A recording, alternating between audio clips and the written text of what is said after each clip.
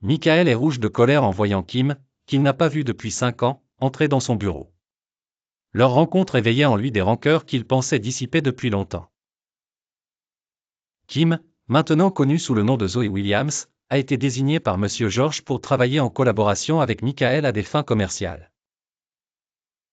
Michael ne cache pas son amertume, et leur échange se transforme vite en reproches et tensions. Zoé essaie de lui expliquer qu'elle est là pour des raisons professionnelles, mais Michael, blessé par le passé, insiste pour qu'elle appelle Monsieur Bantala et non par son prénom. Michael se moque de la nouvelle identité de Kim et des prétendus déboires de sa vie. Celui qui, autrefois, avait tellement d'admiration pour elle, est résolu à lui montrer une froide indifférence et un mépris glacé. Zoé est prise au dépourvu mais tente d'expliquer la nécessité de son nouveau nom sans entrer dans les détails qu'elle ne se sent pas prête à partager. Michael insiste, voulut des explications sur ses 5 années de disparition, pensant qu'elle fuit quelque chose ou quelqu'un. En colère, il menace même d'appeler Monsieur George pour dévoiler sa vraie identité. Effrayée par les conséquences d'une telle révélation, Zoé supplie Michael de ne rien faire et de lui faire confiance, au moins pour l'instant. Elle montre une vulnérabilité qui touche Michael malgré lui.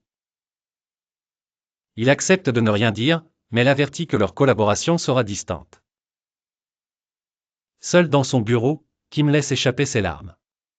Elle réalise que le chemin vers la rédemption et la reconstruction de confiance avec Michael sera ardu. Chez elle, elle médite sur la tendre nostalgie des sourires partagés et des moments heureux, espérant le pardon. De son côté, Michael lutte pour maintenir sa dure façade, mais les souvenirs de Kim avec ses sourires radieux l'envahissent. Il sait qu'il devra s'efforcer de ne pas retomber dans l'empathie afin de lui faire payer le prix du chagrin enduré. Et pourtant, le sommeil le gagne, agité par une conscience qui lui murmure la complexité des sentiments qu'il tente de réprimer.